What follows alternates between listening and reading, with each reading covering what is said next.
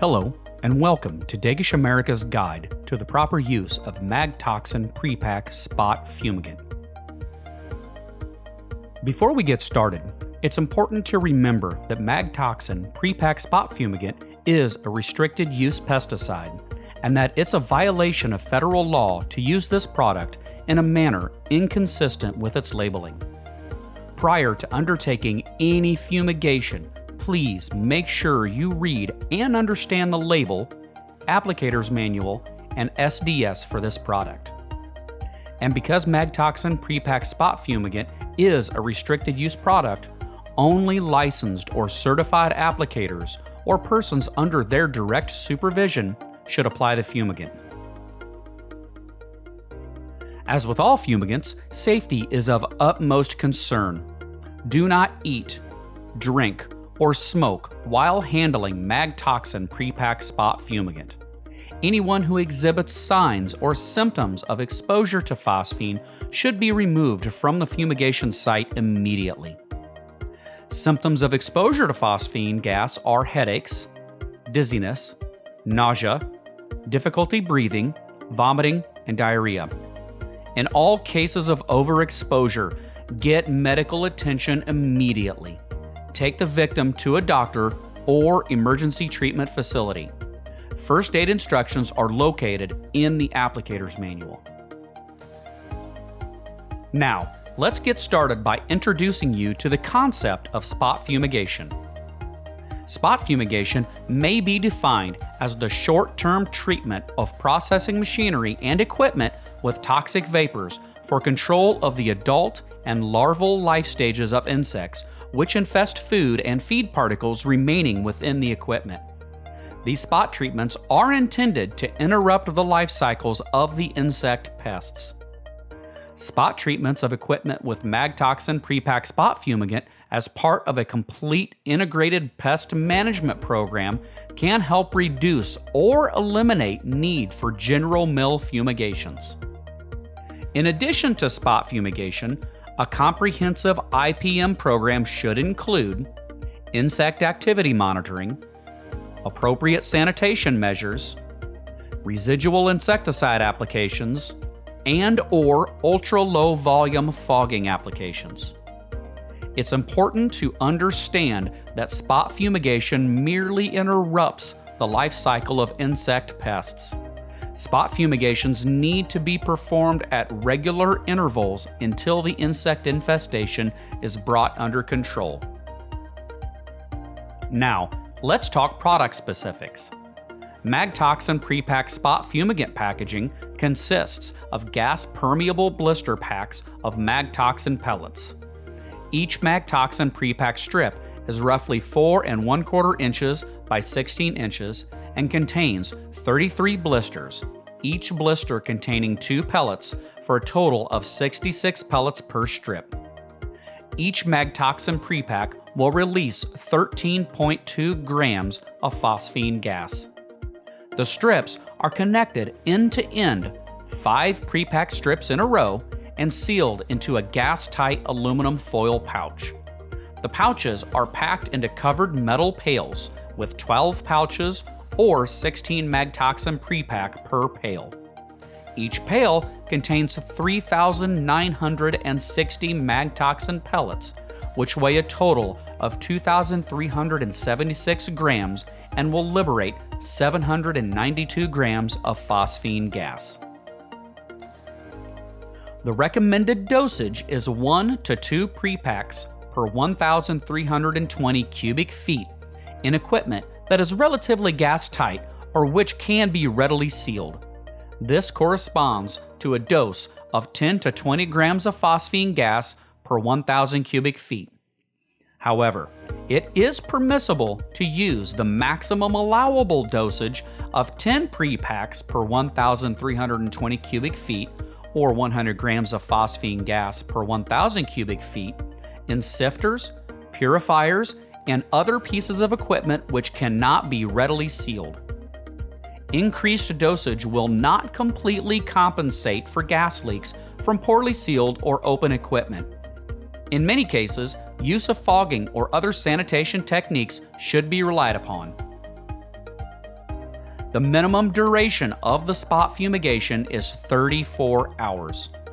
This exposure period allows ample time for the fumigated space to reach a concentration that will control the adult and larval stages of insects. However, 34 hours is not long enough to ensure the control of the pupal or egg stages. This is why the use of fogging or other sanitation techniques should be considered. Temperature also plays a role in a successful fumigation. Spot fumigations with Magtoxin pre-packed spot fumigant must not be conducted when air temperatures are below 40 degrees Fahrenheit or 5 degrees Celsius.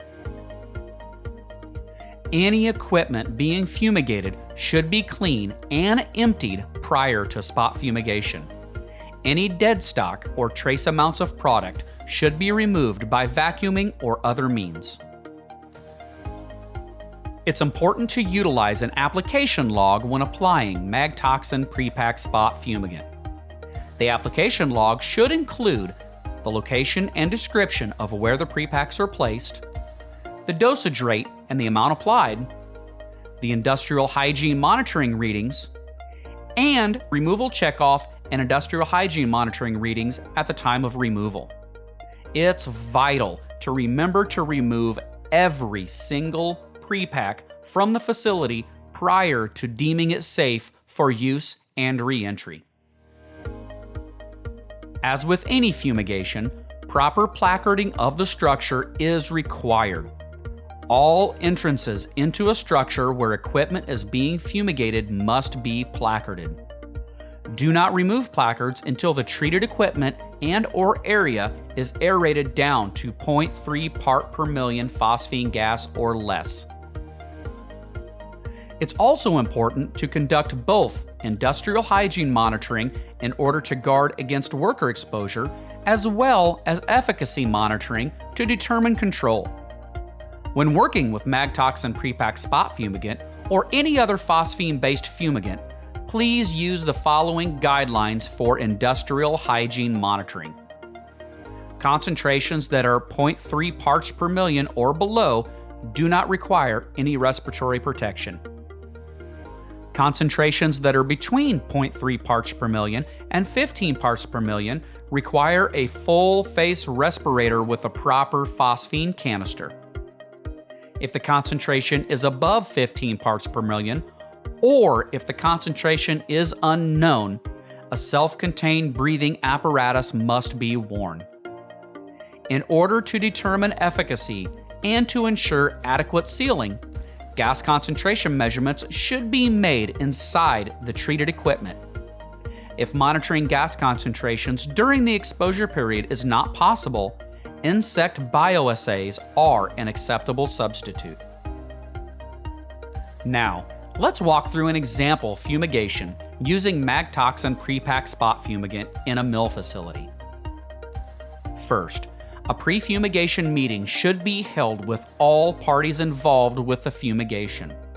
The meeting topics should include the fumigation management plan, the complete label, applicator manual, and SDS, any and all gas detection equipment needed, any and all respiratory protection equipment needed, the use of the application log and identification tags, the necessary sealing materials, the placarding of the structure, and any other topics that pertain to this specific fumigation.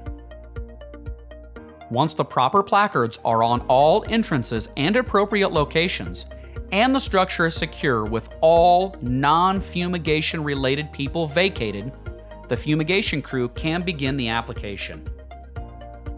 First, the Magtoxin pre-packed spot fumigant needs to be prepared for use by dividing the blisters into the proper dosage amounts for each area to be treated. The pre-packs may be divided by cutting between the blisters, making sure to never cut into the blisters themselves. Then, the divided pre-packs should be numbered and tagged for easy viewing during the retrieval process. Please make sure to document the application points on the application log. Magtoxin Pre-Pack Spot Fumigant can be placed inside elevator boots, conveyor legs with fumigation ports, magnets, aspirators, precision graders, and many other types of equipment found inside a mill facility. Once the appropriate exposure period has passed, it's time to begin the aeration. Using the application log as a reference, retrace your steps and remove all Magtoxin Pre-Pack Spot Fumigant from the structure. As you remove the fumigant, make sure to carry them in a porous container for final disposal and check off the application points on your application log to make sure no areas are missed. Prior to returning the facility to production, the airspace within the facility must be tested and documented to be below the permissible exposure level of 0.3 parts per million of phosphine. It's important to note that most or all of the phosphine may have leaked out in 24 hours or less, except for inside enclosed spaces like bins and tanks, so make sure to check those areas carefully. As with most phosphine fumigants, deactivation of the spent materials must be confirmed prior to disposal. Local solid waste rules apply to final landfill disposal of Magtoxin Pre-Pack Spot Fumigant. If additional deactivation prior to disposal of the spent Magtoxin Pre-Pack Spot Fumigant is required, please consult the applicator's manual for instructions on the deactivation process. Thanks for taking time to learn about Magtoxin Pre-Pack Spot Fumigant. If you have any questions about this product or any other products that Dagish America offers, please contact your supplier or feel free to contact us directly at www.dagishamerica.com, or you can email us at info@dagishamerica.com.